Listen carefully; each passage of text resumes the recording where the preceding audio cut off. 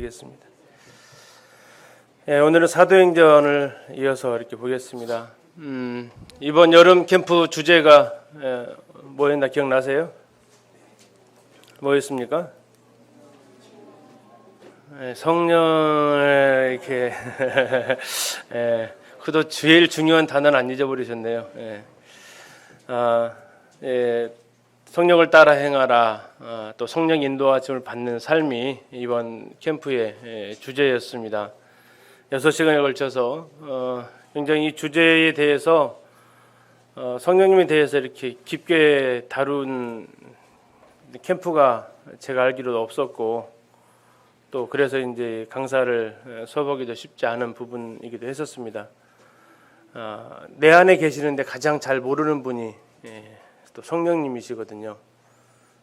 텔레비전 드라마에서 뭐 내 안에 너 있다라는 그런 멘트를 기억하시는 분이 계실 텐데, 중요한 것은 내 안에 성령이 계시다라는 건데, 내 안에 계신 성령을 모르면서 수 없고 동역할 수 없는 거죠.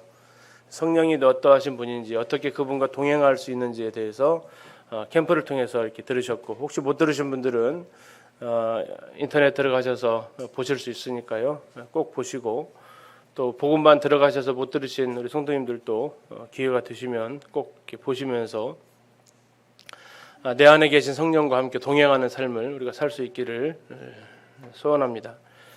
오늘은 성령께서 왜 오셨나요? 성령께서 오시면 뭐 하시겠다고 하셨어요? 성령께서 오셔서 하시는 일이 뭐예요? 잘 들으셨나? 퀴즈를 내는데, 성령께서 오시면 뭐 하시겠다고 하셨어요? 누구를 증거하시겠다고 하셨나요?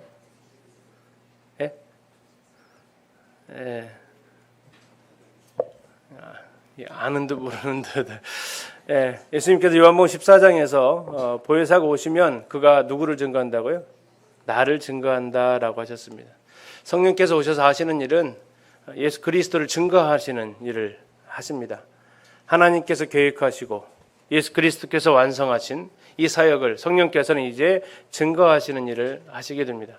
오늘은 사도행전 2장을 우리가 같이 보게 될 텐데, 사도행전 2장에서 오순절 성령 강림 사건이 일어납니다.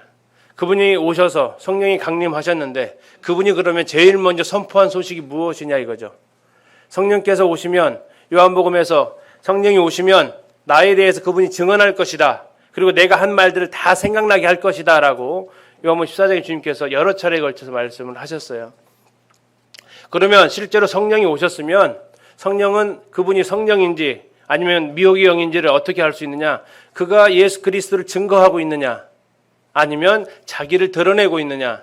이걸 통해서 알 수 있는데, 오늘 사도행전 2장을 보시면 성령께서 오순절날에 사도들에게 임하시고 그 사도들의 입술을 통해서 터져나온 말은 바로 예수 그리스도를 증거하고 계시는 메시지였습니다.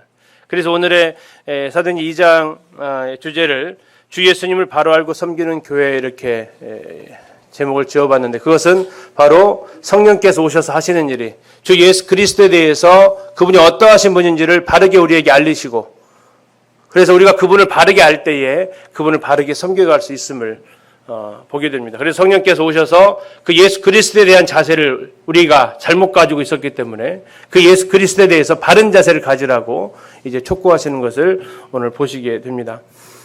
우리는 지난 시간에 사도행전 1장 12절부터 이렇게 보시면서 성령께서 오시기를 기도하면서 기다렸던, 마음을 같이해서 함께 모여서 주님께서 앞으로 오실, 하늘에서부터 오실 권능, 하늘에서부터 오실 성령을 기다리라고, 떠나지 말고 기다리라고 했는데, 그들이 이제 기도하면서 기다렸고 하나님의 인도를 구하면서 이제 제자들의 그 빈자리를 채우는 이런 과정들을 우리가 이렇게 보았습니다.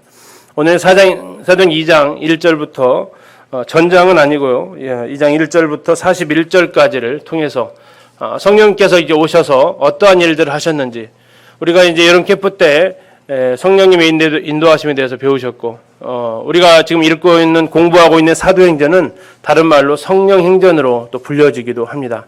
사도들의 발자취가 아니라 성령께서 어떻게 하나님의 일을 진행해 가시는지를 하나님께서 계획하시고 예수 그리스도께서 완성하신 이 구원의 사역을 어떻게 그분께서 증언하고 계시는지를 사도행전을 통해서 우리가 알 수 있기 때문에 사도행전의 다른 이름이 성령행전이라고 불려지게 되는 것입니다.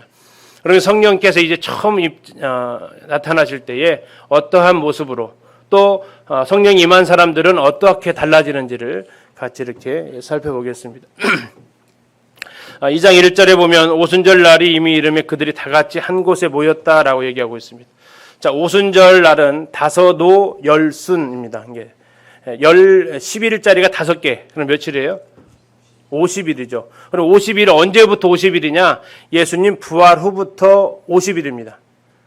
그래서 우리는 이제 그 날짜에 대해서 이렇게 별로 신경을 안 쓰고 있지만 일반 기독교에서는 부활절 예배를 드리죠. 그것이 부활 주일에 하는 것입니다.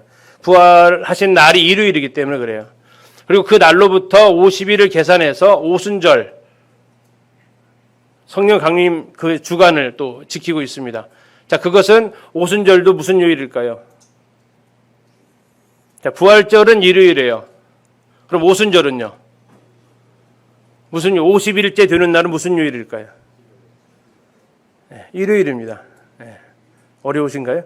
네, 달력 계산해 보시면 7, 7에 49, 일요일부터 토요일까지 7일이죠. 7번 가면 49일이 되고 50일째는 일요일이 돼요. 그래서 오순절 성령 강림 주일이라고 일반 교계에서 기억하는 거죠. 그래서 오순절은 언제부터냐? 예수님 부활하신 이후부터 성경에서 말하면 초실절입니다. 그날이 초실절 이후부터 50일째 되는 날이 이제 오순절이 됩니다. 구약에서는 77절로 또 이렇게 기억하고 있기도 하고요. 또한 이날은 예수님께서 승천하신 이후에 열흘째 되는 날입니다.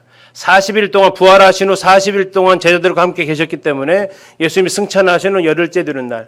그러니까 사도행전 1장에서 주님께서 이렇게 얘기하시죠. 예루살렘을 떠나지 말고 내게서 들은 바 아버지께서 약속하신 것을 기다리라 하시고 주님이 이제 성령이 너에게 임하시면 너희가 권능을 받고 그 말씀을 하시고 승천하셨는데 그로부터 열흘이 지난 시간입니다. 다시 얘기하면 지금 사도행전 1장과 2장의 시간적인 간격은 크게 잡으면 약 열흘 정도의 시간이 흘렀다. 그리고 그들은 열흘 동안 계속해서 한 곳에 모여 있었다는 얘기입니다. 왜 모여 있었죠? 기다리고 있는 거죠. 기다리고 있는 겁니다. 주님이 기다리라고 했으니까 기다리고 있는. 무엇을 기다려요? 아버지께서 보내실 성령, 보혜사 성령을 기다리고 있었던 것입니다. 자, 그때에 기다리고 있을 때에 2절에 호련히 하늘로부터 급하고 강한 바람 같은 소리가 있어 그들이 앉은 온 집에 가득했다라고 하고 있습니다. 자, 그 호련히 하늘로부터 임했다고 하는데 베드로 사도는 그때의 광경을 베드로전서 1장 12절에서 하늘로부터 보내신 성령이라는 단어로 표현하고 있습니다. 이 베드로 사도에게 있어서 이 오순절 성령 강림 사건은 잊을 수 없는 사건이죠. 그때의 이 장면을 떠올리면서 하늘로부터 오신 성령이라고 그가 베드로전서 1장 12절에 표현하고 있는데, 자, 어떻게 임하셨느냐? 자, 시각적으로 임하셨고 청각적으로 임하셨습니다. 그리고 느낄 수 있게 임하셨어요. 흔히 말하는 촉각이 되겠죠. 자, 첫 번째 청각적으로 임하시는데 급하고 강한 바람 소리예요? 바람 같은 소리예요? 뭐가 다르죠? 바람 소리하고 바람 같은 소리하고는? 자, 바람 소리는 아니라는 얘기예요. 바람 같은 소리예요. 근데 이 소리가 어떤 소리인지는 모르겠어요. 그죠? 근데 하여튼 소리는 났어요. 근데 바람 부는 소리는 아니야. 근데 흡사 바람 소리와 비슷한 소리가 났어요. 요한복음 3장에서 예수님께서 성령에 대해서 묘사하실 때 바람이 임으로 분다라고 얘기하셔서 성령님의 역사와 사역을 이 바람에 비유하셨어요. 그래서 그 표현과 비슷하게 급하고 강한 바람 같은 소리가 들렸다는 얘기입니다. 무슨 소리인지 모르겠는데 흡사 바람과 같은 소리가 들렸다는 거죠. 사람들의 귀를 울렸다는 얘기입니다. 자, 이렇게 우리가 모여 있는데 이 자리에 강하고 급한 바람 소리 같은 들어보지 못한 그 소리가 들렸다는 얘기입니다.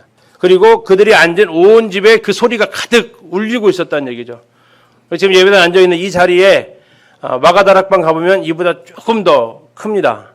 이와 같은 자리에 이 온 집의 서라운드 음향으로 강한 바람 같은 소리가 거기 앉아있는 모든 사람에게 들려왔다는 거죠. 그런데 이 소리가 어느 정도 소리였냐면 예루살렘 성전에 모여있는 사람들이 여기 뭔 소리야 하고 주의를 기울일 정도의 소리였어요. 분명히 이것은 마가다락방이라는 곳에서 일어난 사건인데 나중에 6절에 가서 보시겠지만 6절에 예루살렘 성전에 모여있던 사람들이 도대체 이게 어디서 나는 소리고 무슨 소리 하면서 이쪽으로 몰려들어오는 것을 확인할 수가 있어요. 그러니까 이것은 조용한 소리가 아니었다는 얘기죠. 그래서 표현하기를 급하고 강한 바람 같은 소리, 이렇게 표현을 하고 있습니다. 두 번째 모습은 시각적으로 임하게 되는데 마치 불의 혀처럼 갈라지는 것들이 그들에게 보여 각 사람 위에 하나씩 임하여 있다라고 얘기하고 있습니다. 불의 혀예요, 불의 혀처럼이에요. 그래, 불의 혀는 아니란 얘기죠. 이게 이제 비유, 직유법을 자꾸 쓰고 있는데, 그런데 모양을 흡사 불이 혀 모양으로 이렇게 갈라져는 것입니다. 큰 불이 임하는 게 아니라 불이 혀 모양으로 갈라져서 여기에 있는 성도님들 머리 위에 하나씩 톡톡톡톡 임하여 있는 거예요. 이 무더기, 이 그룹 위에, 이 예배당 위에 이렇게 불이 임하여 있는 게 아니라 어디에 있어요? 각 사람 위에 있었어요. 옆에 한번 보세요. 보이시나? 성령 임하심이 보이시나요? 오순절날 사건에서는 사람들이 머리에 네 머리에도 이게 보였다는 얘기예요. 뭐가? 불의 혀처럼 갈라지는 것들이 그 머리 위에서 하나씩 보여졌다는 얘기예요. 그런데 이것은 그 모인 사람들 무더기가 아니고 단체 입장이 아니고 어떻게 해요? 각자 각 사람 위에 하나씩 있었던 거예요. 느끼는 것은 그 자리에 있는 모든 사람들이 느낍니다. 온 집에 그 소리가 가득했기 때문에 그 자리에 앉아있는 모든 사람들이 성령이 임하시고 있다는 것을 느껴요. 그런데 임하는 것은요, 분위기로 임하는 게 아니고 어떻게 임합니까? 각 사람 위에 하나씩 임해요. 성령께서 임하시는 것은 누구 따라가는 게 아니에요. 옆에 있는 형제 자매들 성령이 임하셨다고 해서 그분 손잡고 갈 수 있는 게 아니에요. 엄마 아빠 손잡고 갈 수 있는 것도 아니고 옆 사람 친구 손잡고 갈 수 있는 것도 아니에요. 성령의 임하심은 분위기로는 전체적인 느낌을 받을 수 있지만 임하는 것은 각 사람 위에 하나씩 임해요. 자, 어떤 사람이 이것을 그림으로 표현했어요. 이렇게 표현하더라고요.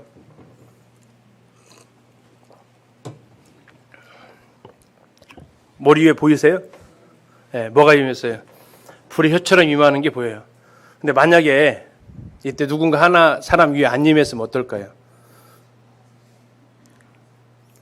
어떠실 것 같으세요? 네, 성령이 다 이렇게 임했는데, 너 없다? 어떨 것 같으세요?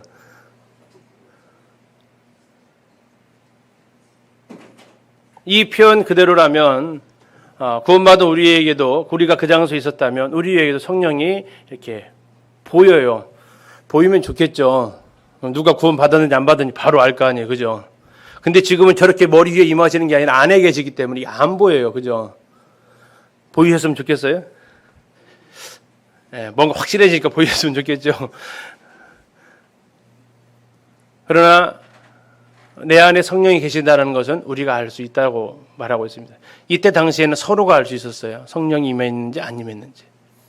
그러나 지금 이 시기에 저 모습은 구약시대의 모습과 이제 오버랩되는 과정입니다. 구약시대 성령은 어디로 임하셨나요? 머리 위에 임하셨다라고 얘기하고 있어요. 사울에게도 성령이 머리 위에 임하십니다. 근데 머리 위에 임하시면 이분이 떠나가세요. 구약의 성령의 임하심과 신약의 성령 임하심이 다른 점이 뭐냐면 구약은 임하셨다가 떠나세요. 그러나 신약에서 우리가 섬기고 있는 우리 안에 계신 성령님은 이 안에서 떠나질 않으세요. 자, 어떻게 머리 위에 있는 게 좋으세요? 내 안에 있는 게 좋으세요? 그래도 머리 위에 있는 게 좋으세요? 아니죠. 내 안에 계시는 게 좋은 거예요. 근데 중요한 것은 반드시 성령께서 이렇게 임하시는 경험이 없으시면 흔히 이제 성경학자들이 이것을 가리켜서 성령 세례라고 표현합니다. 옆을 보는데 불꽃이 안 보여. 성령 임하심이 안 보여.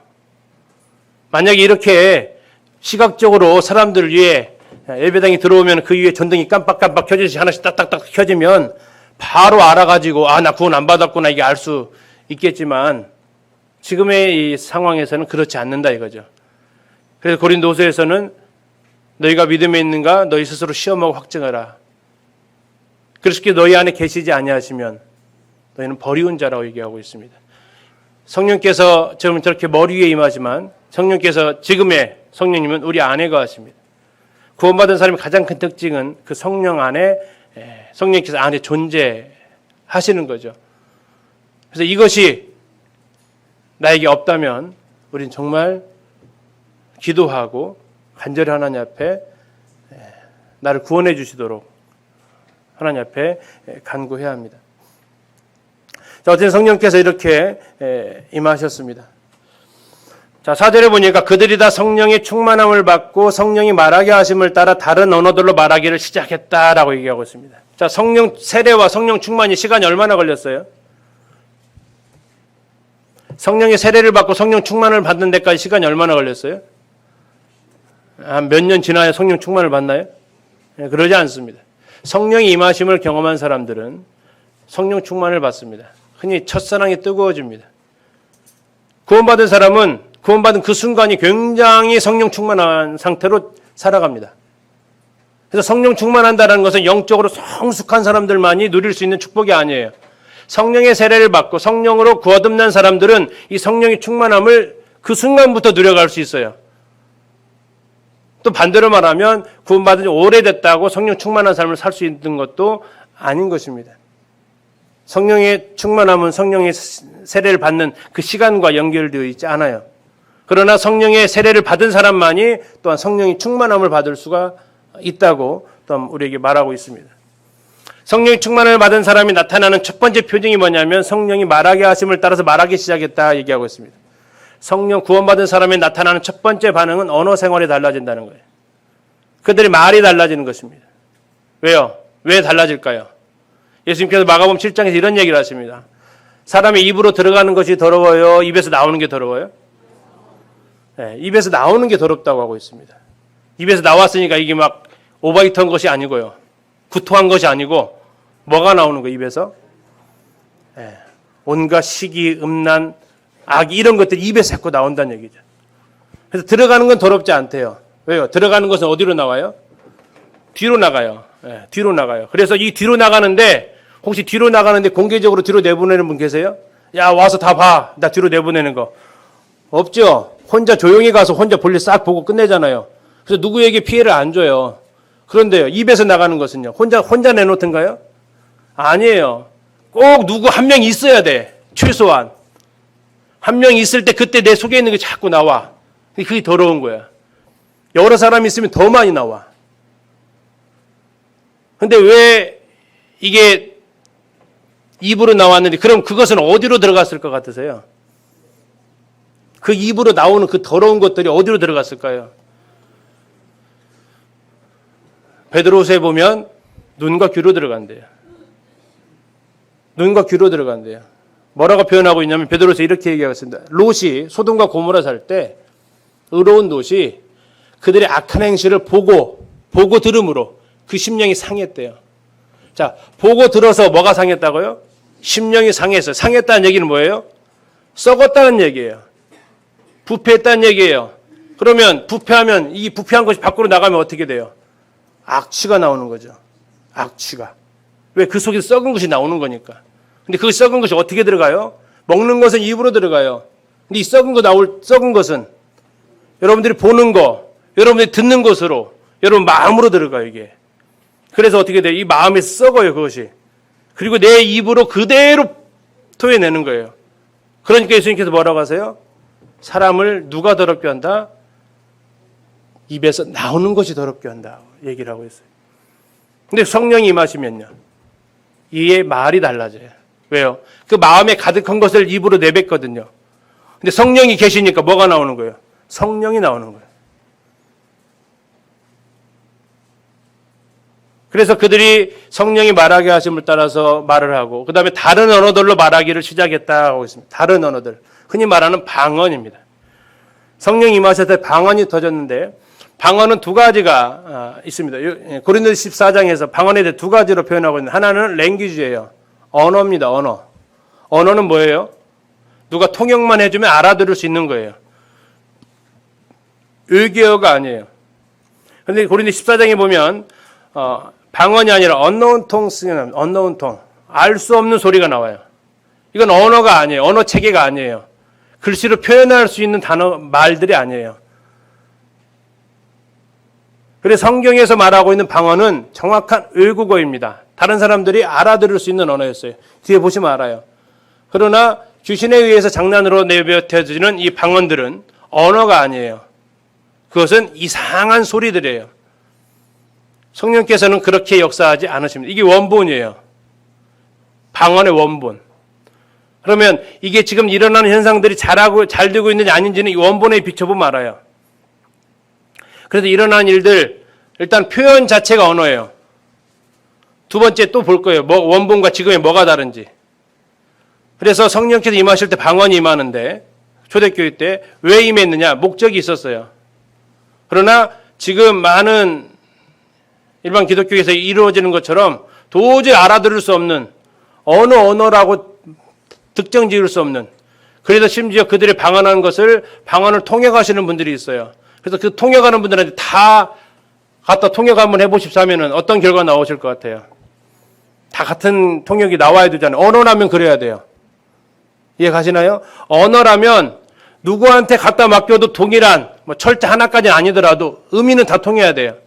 그런데 일어나고 있는 방언을 갖다가 녹음해가지고 통변의 은사가 있다는 분들한테 갖다 드리면 어떤 해석이 나와요? 다 다른 해석이 나와요.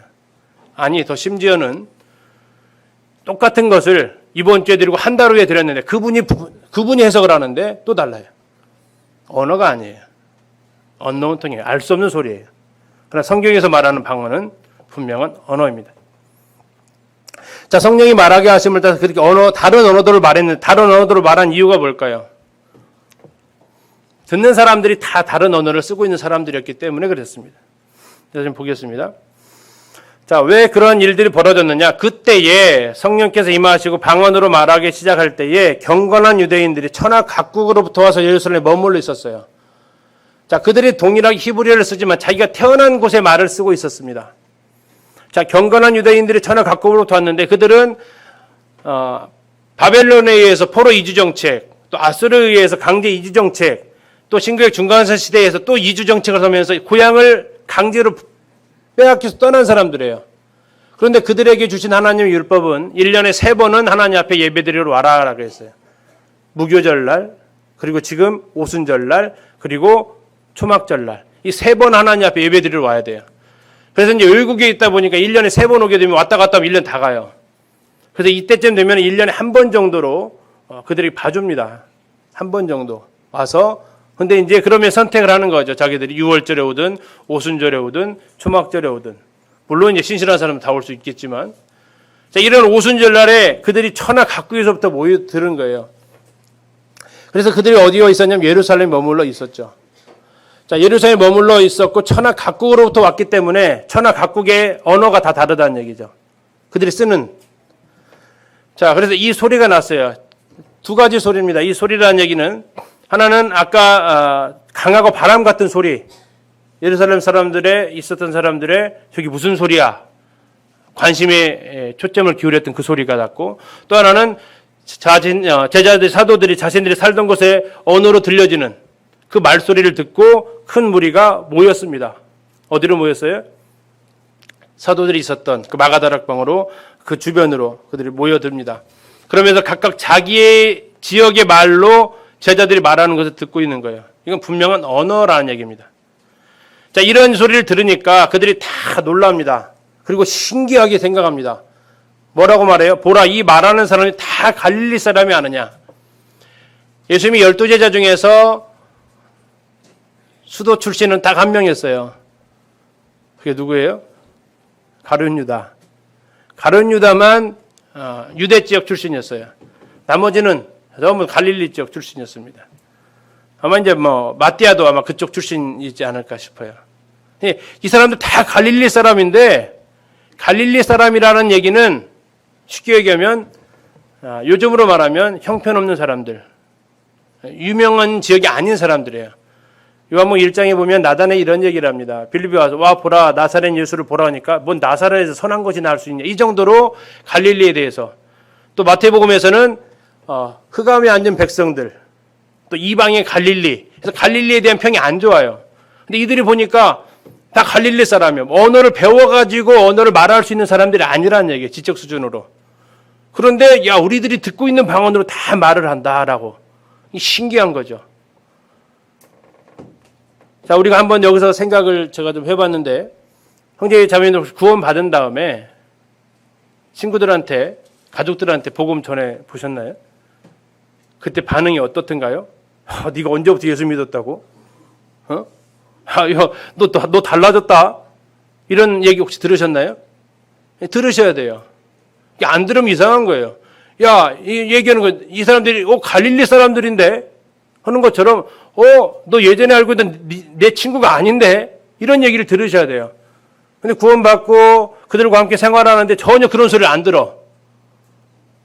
그러면 이게 문제 있는 거예요. 그래서 구원받은 사람이 우리가 말하는 것이 예수 그리스도를 증거하기 시작하면 사람들이 달라져 있다라는 거죠. 그렇게 보이는 거예요. 또 예전에 네가 아니다. 이렇게. 자, 그들이 이야기를 합니다. 우리 각 사람이 난고 방언으로 듣게 되는 것이 어찌 되느냐. 얼마나 많은 사람들이 왔는가. 9절에 보니까 우리는 바데인과 메데인, 엘라민, 메소포타미아, 유대, 갑바도기아, 본도, 아시아, 부르기아, 밤빌리아, 애굽과 구레네에 가까운 리비아 여러 지방에서 왔다. 또 로마로부터 왔고 그레데에서도까지 왔다. 아라비아 사람들도 있다. 어디가 어딘지 잘 모르겠죠. 그러나 중요한 것은 굉장히 여러 군데에서 왔다. 이건 확실하죠. 그런데 그들이 다 자기 지역 말로 들었다는 얘기예요. 놀라운 거죠. 알아들었다는 얘기예요. 초기의 방언은 알아듣는 말이었어요. 이게 원본이에요. 두 번째 원본의 특징은 뭐냐면 하나님의 큰 일을 말하는 거예요. 하나님의 큰 일. 방언을 했다고 하는데 그들이 하나님의 큰 일을 말하기 위한 게 목적이었어요. 방언의 주신 목적은. 그런데 지금에 일어나는 모습은 그런 모습은 아니죠. 오히려 고린도 14장에 보면 영으로 기도하기 위해서 방언한다고 얘기를 하고 있어요. 그러나 방언을 처음에 주신 목적은 하나님의 큰 일을 말하도록 하기 위해서, 하나님의 복음을 전하기 위해서 그렇게 하셨다고 말하고 있습니다. 12절에 그들이 이제 성령께서 임하신 모습을 보고 다 놀라며 당황해서 이릅니다. 두 부류의 사람들이 나눠지는데 첫 번째 놀라고 당황한 사람들 말합니다. 이게 어찌 된 일이냐? 이게 어떻게 가능하냐? 라고 이 반응을 보이는 사람이 있고 또 다른 한 무리는 조롱합니다. 술 취했구만. 얘기합니다. 성령의 똑같은 임하심을 보고 성령의 역사하심을 보고 바라보는 시각이 이렇게 달라요. 한쪽은 어떻게 해요? 놀랍다라고 얘기하고 있고 한쪽은 조롱합니다. 비웃어요. 이게 서로 다른 걸 본 게 아니잖아요, 지금. 같은 걸 봤잖아요. 같은 걸 보고서도 서로 달라요. 생각도. 반응도 달라요. 우리는 어떠냐 이거죠. 성령의 역사하심을 보고 우리는 어떠한 반응을, 우리는 어떠한 시각으로 바라보고 있느냐 이거죠. 에휴, 얼마나 가나 보자. 혹시 이런 시각으로 보시나요? 네가 성령 충만해? 나도 한때는 그랬어. 혹시 이렇게 보시나요? 놀랍다. 어떻게 저 사람 저렇게 변화시킬 수 있었을까? 하나님께서 나도 변화시켰지 하면서 놀랍고 당황함으로 놀라운 하나님 앞에 찬양을 드리고 있는지. 똑같은 모습을 보고도 이렇게 다른. 그러나 이것은 복음서에서 동일하게 나타나고 있죠. 예수님의 말씀을 들은 사람들 중에서 예수님을 믿고 다른 사람이 있는가 하면 예수님이 반대로 예수님을 죽이려는 사람도 있었어요. 그래서 그 마음에 어떠한 마음을 가지고 있느냐에 따라서 어떤 걸 보여줘도 거기에 대해서 교훈을 받는 사람이 있는가 하면 어떤 것을 보여줘도 그걸 통해서 도전하고 조롱하고 하는 사람들이 있다 이거죠. 우리의 시각은, 우리의 바라보는 시각은 어떠하냐. 뿌려지는 말씀이 문제가 아니라 씨 뿌리는 비유에서는 뭐가 문제였어요? 밭이 문제였거든요. 밭이 문제였어요. 말씀이 문제가 아니라 내 마음밭이 문제였다는 거예요. 길가가 돌밭이 가시덤불이 씨에 대해서 투정하는 게 아니란 얘기예요. 내가 그 말씀에 못 받고 있으면 내 마음밭이 지금 돌아보라고 주님 말씀하시고 계시는 거죠. 그래서 우리가 하나님의 역사하심을 볼 때, 하나님의 말씀을 볼 때 어떠한 자세를 취하냐가 또 굉장히 중요합니다. 24절에 베드로가 여기에 대해서 해명을 합니다. 베드로가 열한 사도와 함께 서서 소리를 높여 이르되 유대인들과 예루살렘에 사는 모든 사람들아 이 일을 너희로 알게 할 것이 내 말에 귀를 기울이라 얘기합니다. 자, 베드로가 열한 사도와 함께 섰어요. 이렇게 단상이 쭉 선 것 같아요. 이렇게. 그리고 말하는 사람은 베드로가 얘기를 해요. 베드로가 얘기한다는데 옆에서 쭉 서 있다는 얘기는 뭐예요? 혹시 텔레비전에서 기자회견을 하는 거 이렇게 보시나요? 옆에 쭉 서서 보신 적 있죠? 그럼 뭐예요? 그 사람 말하면 옆에 서 있는 사람들은 동의한다는 거죠. 그렇기 때문에 그 자리에 같이 서 있는 거죠. 그래서 그들이 쭉 같이 서 있는 가운데 베드로가 이야기를 합니다. 예루살렘의 유대인들과 예루살렘에 사는 모든 사람들을 향해서 이야기를 합니다. 내 말에 귀를 기울여라. 지금부터 잘 들어라 이거예요. 잘 들어라. 자, 뭘 잘 듣냐? 지금 때가 제3시다. 그러면 이걸 우리 지금 현재 시각으로 바꾸면 오전 9시라는 얘기예요. 오전 9시인데 우리가 술 취해 있겠냐 이거죠. 당시 이 유대인들은 명절 기간에 아까 드렸던 무교절, 다음에 오순절, 칠칠절, 초막절 이 기간에는 오전 10시에는 먹고 마시지 않아요. 10시 넘어야서 먹는데 지금 9시다. 그러니까 우리는 먹고 마실 일도 없고 이 시간에 이 많은 사람들이 다 술 취했겠냐. 그렇지 않다 얘기죠. 이 사람 취한 거 아니다. 근데 성령의 그 충만한 모습에 꼭 비유로 드러나는 것이 뭐예요? 술 취한 사람의 모습과 비유로 이렇게 공통점이 많은가 봐요. 그래서 에베소서에서도 술 취하지 말라 오직 성령의 충만함을 받으라 얘기하고 있어요. 제가 술 취해본 경험이 없어가지고 경험을 하려면 한번 먹어보고 싶기도 해요. 어떻게 달라질까? 그래야 이게 술 취한 거가 성령 충만이 얼마나 비슷할지. 따라하지 마십시오. 예, 유익은 되지는 전혀 안 될 것 같아요. 그런데 혹시 술 취해 보신 분 계신가요? 예, 그러면 성령 충만과 비슷해지느냐, 느낌이? 자, 흔히 말하는 술김에죠, 술김에. 예, 술김에. 맨정신으로는 못하는 것을 술의 힘을 의지해서 하는 거. 그걸 술김에 하는 거죠. 성령 충만은 뭐예요? 맨정신에는 못해요. 근데 성령이 충만하면 하는 것들이 있어요. 경험이 있으신가요? 예전에 예전에 나 같으면 절대 못하는 일인데 막 하는 분들이 계세요. 이게 어떤 봉사든 섬김이든 뭐 나와서 찬양하는 거든 뭐든. 근데 우리가 술의 힘에 의해서 사람이 달라지잖아요. 성령이 들어가는데 안 달라지면요. 이상한 거죠, 그게. 나는 술 먹어도 안 취하시는 분이 계실지 모르겠지만 성령이 들어가시면 달라져야 돼요.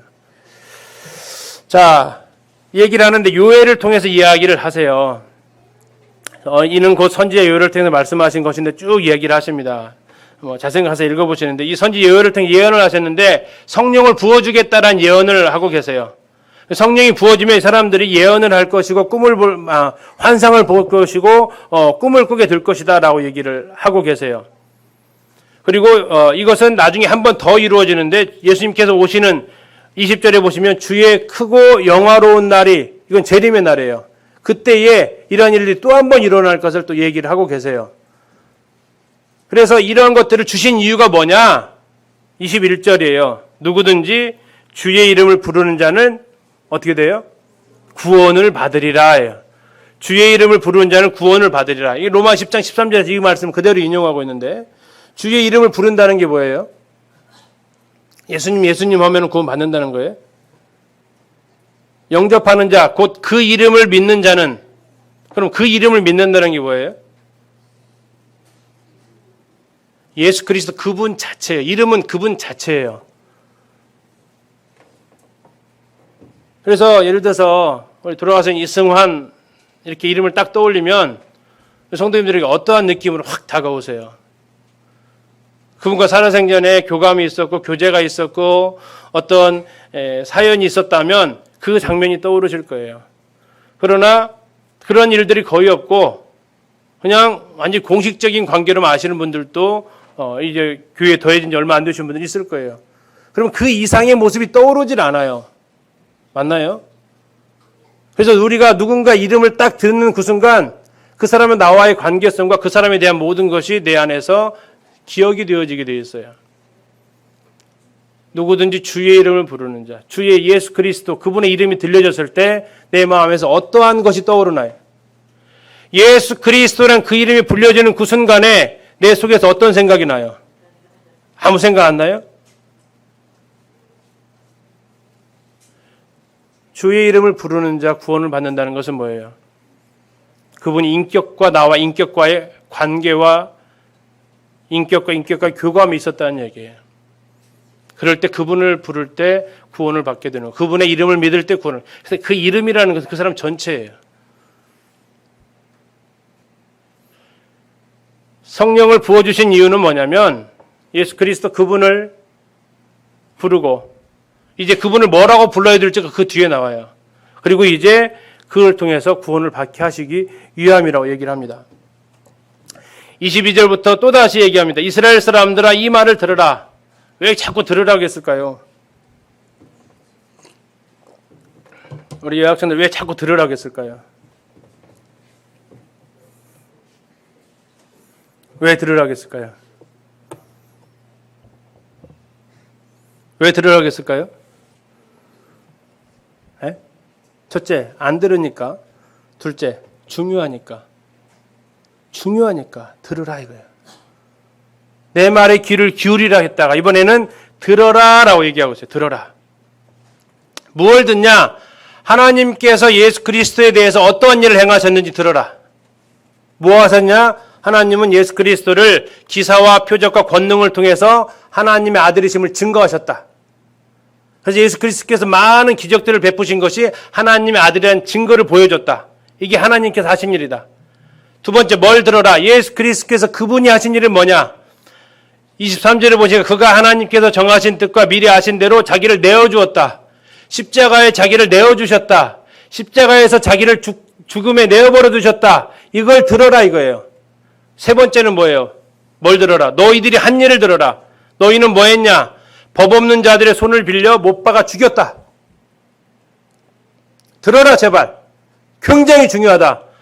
하나님이 많은 권능과 기적과 기사로서 하나님의 아들이심을 보여주었는데 그리고 그분은 그 많은 일들을 통해서 하나님의 아들이심을 나타내시고 우리 죄를 위해서 십자가에서 자기를 내어주셨는데 너희들이 한 일은 그를 못 박아 죽여버렸다.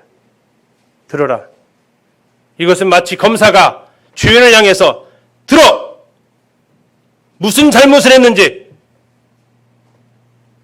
호통치는 것이에요. 잘 들어라. 너희가 지금 방금 예수 그리스도 50일 전에 부활하셨던 그분이 어떠하신 분인지에 대해서 그는 얘기하고 있어요. 왜요? 성령께서 오시면 그걸 얘기하는 거거든요. 성령 임한 사람은 그걸 얘기하거든요. 예수 그리스도 그분이 누구신지. 우리들의 입술에서 나가는 것이 예수 그리스도 그분이 누구신지에 대한 이 말이 나가지 않냐면 우리 안에 계신 성령이 계시지 않는 거예요. 성령이 계시면 반드시 그것을 말한다고 했어요. 나에 대해서 증거할 거라고. 베드로에 임한 성령과 우리 형제 자매들에게 임한 성령이 다른가요? 다르면 그야말로 이단이에요. 가는 곳이 다를 거예요. 동일한 성령을 우리가 받지 않았습니까? 그러면 우리도 동일하게 우리 입술로 우리 친구들을 향해서 들어라 말할 수 있어야 되는 거예요. 그리고 다시 시편에 있는 다윗의 그 예언을 통해서 시편 16편에 있는 말씀을 통해서 다시 얘기합니다. 다윗이 이 예수 그리스도 그분에 대해서 다시 예언했다. 이건 유엘만 예언한 것도 아니고 유엘 성령 임하심을 통해서 이것을 말씀하시고 하나님께서 예수께서 하신 일 이외에 다윗도 얘기했다. 다윗이 무엇을 얘기했느냐? 그분의 부활을 얘기했다라고 얘기하고 있습니다. 다윗이 그를 가리켜 이르되 내가 항상 내 앞에 계신 주를 비웠으며 나를 유동하지 않기에 그가 내 우편에 계시도다. 여기서 나라는 단어는 다윗이 아닙니다. 예수 그리스도이십니다. 그러므로 예수님의 마음이 기뻐했고 예수님에 대해 즐거웠으며 예수님의 육체도 희망이 거리니 이는 예수님의 영혼을 음부에 버리지 아니하시며 하나님의 거룩한 자로 썩음을 당하지 않게 하실 것이미로다. 하나님께서 생명의 길을 예수님에게 보이셨으니 하나님 앞에서 예수님께 기쁨이 충만하게 하시리라 하였다. 자, 이 얘기를 쭉 얘기를 해요. 그런데 다시 얘기합니다. 형제들, 이것은 다윗이 자기를 향해서 말한 게 아니다라고 얘기해요. 이건 다윗이 자기를 설명한 게 아니야. 자기 후에 오실 성령을 얘기하신 거야 라고 얘기를 다시 풀어줍니다. 왜? 다윗은 장사되어서 이미 그 무덤이 우리 가운데 있기 때문에, 다윗은 부활하지 않았기 때문에 그건 다윗 얘기가 아니야. 너희들이 십자가에 죽은 예수 그리스도 얘기고, 그분은 부활하셨어. 썩지 않으셨고 살아나셨다. 다윗이 말하고 있었던, 유대인들은 잘 알잖아요. 시편에서 말하고 있는 그 유대인들이 즐겨 외웠던 그 시편 16편의 말씀은 다윗 얘기가 아니고 지금 무덤에서 살아나신 예수 그리스도 그분에 관한 이야기다라고 그가 설교하고 있습니다. 다시 얘기합니다. 하나님이 오른손으로 예수를 높이셨고 그가 약속하신 성령을 아버지께 받아서 너희가 보고 듣는 이것을 부어주셨다. 삼위일체 하나님 다 나오고 계세요.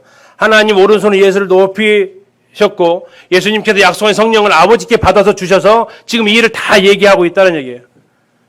그래서 36절에서 뭐라고 말하고 있습니까? 그런즉 이스라엘 온 집은 확실히 알아라. 정확하게 알아라. 분명하게 깨달아라. 무엇? 너희가 십자가에 못 박은 이 예수를 하나님이 주와 그리스도가 되게 하셨느니라. 여러분, 예수님이라고 부르세요? 주 예수님이라고 부르세요? 어떻게 우리가 부르세요? 주 예수님이라고 부를 수 있어야 돼요. 그리고 그분의 풀네임은 주 예수 그리스도이십니다. 왜요? 예수를 하나님이 주와 그리스도가 되게 하셨잖아요. 예수님은요, 누구나 부를 수 있는 단어예요. 그죠? 예수님은 누구나 부를 수 있는 단어예요. 예를 들어서 뭐 저기 앉아있는 김현구 가면 누구나 부를 수 있는 단어예요. 근데 그 앞에다가 내 남편 김현구 가면 누구밖에 못 불러요. 이면아 자매님밖에 못 불러요. 거기 다른 자매님 그걸 부르면 그럼 가정 난리 나는 거예요. 큰일 나죠. 그 소리를 듣고 이면아 자매님 가만히 있을 수 없을 거예요. 그죠? 왜? 그 앞에 있는 붙은 단어는 누구밖에 쓸 수 없어요. 나밖에 쓸 수 없는 거예요. 왜요? 내 관계니까요. 나와. 예수님이라는 이름은 보통 명사예요. 이름이에요. 그런데 그 앞에 주라고 우리가 호칭을 쓰냐 안 쓰냐 이것은 굉장히 달라져요. 예수 그리스도와 내가 그런 관계가 맺어졌냐 안 맺어졌냐 이거예요. 그리고 기도하실 때 예수님의 이름으로 기도합니다라고 하지 마세요. 정확하게 기도하세요. 주 예수님의 이름으로. 좀 더 정확히 표현하시면 주 예수 그리스도의 이름으로. 예수라는 그 이름은 예수님, 하나님의 아들이신 예수님 말고도 많은 이름이 예수라는 이름을 가지고 있어요. 구약성경 여호수아도 예수고요. 호세아도 예수예요. 같은 단어예요. 그러나 우리가 부르는 주 예수 그리스도, 이분은 오직 한 분이에요. 우리들의 호칭이 예수님 하는 게 아니라 주 예수님하고 우리 호칭이 바뀌고 조금 더 리얼하게 하면 주인. 주라는 뜻이 뭐예요? 주인 주자잖아요. 주인 예수님. 조금 더 리얼하게 하면요. 주인님 예수. 어떻게 마음 편안하세요? 주인님 예수. 예수 그리스도 그분이 나의 주인님이시라고요. 누가 그렇게 하셨어요? 하나님께서. 그리고 하나님께서 주인님 되신 예수 그리스도를 우리에게 주셨고 그분을 믿는 사람은 우리는 동일하게 주인님 예수 그리스도라 고백할 수 있는 것입니다. 자, 그들이 이 말을 듣고 마음에 찔려 베드로 사도에게 물어서 우리가 어찌할까 합니다. 자, 마음에 찔렸대요. 자, 첫째는 마음에 찔림만 받고 끝나는 사람이 꽤 있어요. 물론 이분들은 마음에 찔리지도 않는 사람보다 훨씬 나아요. 그러나 늘 마음에 찔리고만 가면요. 아무 변화 없어요. 그 다음에 이 다음이 말이 나와야 돼요. 뭐라고 합니까? 형제들아 우리가 어찌할꼬. 문제를 발견했으면 풀어야 되잖아요. 물론 이게 문제인지 아닌지도 모르는 사람들이 있어요. 그건 놔두고 문제인지를 알았어요. 그러면 이걸 풀어야 될 거 아니에요. 우리 형제들아 우리가 어찌할꼬. 그리고 이 마음으로 살아야 됩니다. 여기서 하나 더 기억하셨으면 하는 것은 그들이 왜 마음에 찔렸어요? 왜 마음에 찔렸어요? 자신들이 십자가에 못 박아라 했던 그분이 누구라는 사실 알았어요? 하나님의 아들이시고 그분이 주와 그리스도라는 사실 알았어요. 주와 메시아라는 사실 알았어요. 자기들이 그토록 기다렸던 주와 메시아 나시를 그들이 알았단 말이에요. 근데 그거를 내가 지금 죽였단 말이에요. 이 마음에 안 찔리면 이게 이상한 거죠. 이 마음에 안 찔린 사람들은 뭐예요? 아까 안 들은 사람들이에요. 안 들은 사람. 확실히 알아가겠는데 확실히 모르는 사람들이에요. 그런데 말에 귀를 기울이고 하나님의 음성을 듣고 확실히 알게 되면 마음에 찔리게 돼요. 마음에 찔린다고요. 이 말씀을 보면서 내가 예수 그리스도 그분에 대해서 바로 알고 있는가를 생각을 해봤습니다. 지금 이들에게, 유대인들에게 너희가 십자가에 못 박은 예수가 주와 그리스도시라고 했을 때, 알려졌을 때 그들은 어찌할 바를 몰랐어요. 내가 그분을 죽이다니. 그런데 지금 우리의 예수님을 향한, 우리 주 예수 그리스도를 향한 내 태도와 내 자세는 어떤가를 한번 생각해 봤어요. 그리고 그분이 나타나셨을 때에, 그분이 내 앞에 딱 서셨을 때에, 그분의 임재 앞에 1대1로 딱 독대했을 때에, 그분이 어떠하심을 내가 알게 되었을 때에 나는 어떠한 반응을 보일까? 예수님 잘못했습니다. 제가 예수님 몰라봤습니다. 이게 계시록 1장에 나와 있는 사도 요한의 반응이었어요. 사도 요한 계시록 1장에 예수 그리스도께 나타나시니까 사도 요한이 땅에 바쳐 엎드러집니다. 잘 아시잖아요. 사도 요한이 어떤 사람이었어요?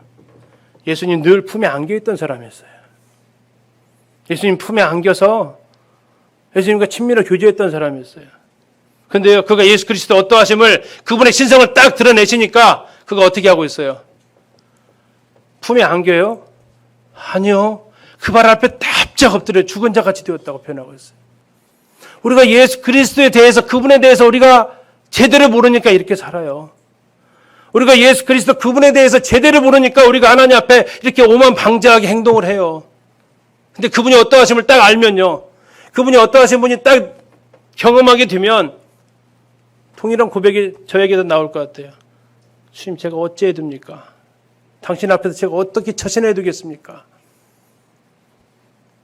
제가 당신을, 유대인들은 예수님이 메시아인 줄도 모르고 죽였잖아요. 그러면 나는 예수 그리스도 그분이 누군 줄도 모르고, 나 주님 하면서 그분에 대해서 누구신지도 모르고 얼마나 버릇없이 행하고 얼마나 까불고, 그 모습들을 내가 하나님 앞에 내놓았던 내 마음의 불평과 이런 것들을 생각하게 될 때에 내 마음에 찔림이 있었고, 그분이 딱 앞에 서시는 그 순간에 정말 어찌할지 몰라서 이들이 했던 이 말, 우리가 어찌할까 하는 그 말이 나올 수밖에 없더라고요. 예수 그리스도 그분이 내 앞에 딱 서셨을 때에 우리가 어떠한 모습으로 나타날지, 우리가 그분을 어떻게 대하고 있나요? 우리가 주 예수님을 정말 바로 알고 그래야 제대로 섬길 수가 있어요. 예수 그리스도요, 주 예수 그리스도 어떠한 분이신가요? 늘 좋아야 되고, 늘 사랑 베풀어야 되고, 늘 내 기도 들어줘야 되고, 이런 분인가요? 사도 요한은 그렇게 알았어요. 그 품에 늘 의지해서 그가 그렇게 살았어요. 근데 그분의 신성이 딱 드려지는 그 순간에 그는 그렇게 할 수 없었어요. 그분은 그분의 발 앞에 엎드러졌어요.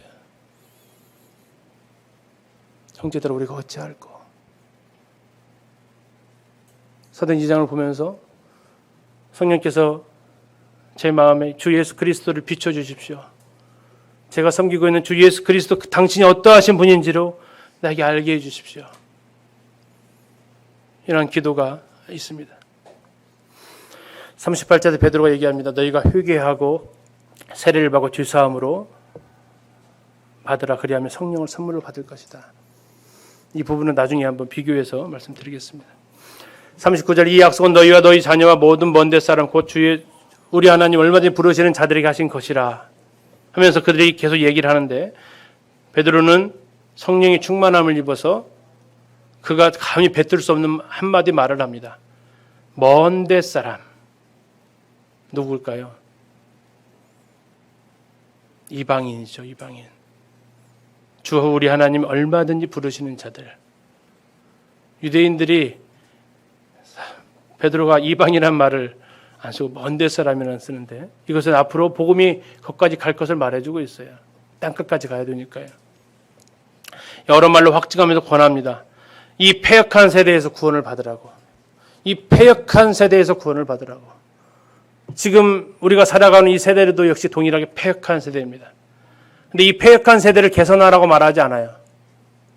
뭐 하라고 하고 있어요? 이 패역한 세대에서 빠져나오라고 얘기하고 있어요. 침몰해가는 세월호를 뒤집어 세우는 게 아니라 그 안에 있는 사람들을 건져내라고 얘기를 하고 있어요. 패역한 세대에서 구원을 받으라.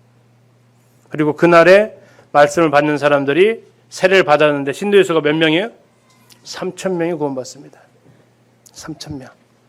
그런데 출애굽기 32장에서 나오는 율법이 시내산에서 주어졌을 때 율법이 그들에게 채 전달되어지기 전에 그들은 몇 명이 죽음받습니까? 3,000명이 죽임을 당합니다. 성령이 마셨을 때 3,000명이 살아났고 율법이 비춰지는 그 순간 3,000명이 죽어나갑니다. 하나님의 신성과 하나님의 거룩함이 드러날 때 사람들은 하나님 앞에 살아갈 수가 없지만 이 하나님의 은혜와 하나님의 사랑이 선포되어졌을 때에 그들은 3,000이나 구원을 받게 됩니다. 정리하겠습니다. 우린 주 예수님을 바로 알아야 합니다. 어떻게 할 수 있어요? 내 안에 낀 성령께서 알려주셔요. 그 성령께서 충만한 가운데 우리가 성령의 충만함을 입으면 예수 그리스도 그분을 잘 알 수 있게 돼요. 그러면 그분은 나한테 그런 대접을 받아서는 안 되는 분이에요. 우리가 이제 중요한 것은 주 예수님에 대한 태도를 바르게 가져야 돼요. 흔히 말하는 오만방자한 행동이 아니고 정말 그분 앞에 경외함으로 나아가야 돼요.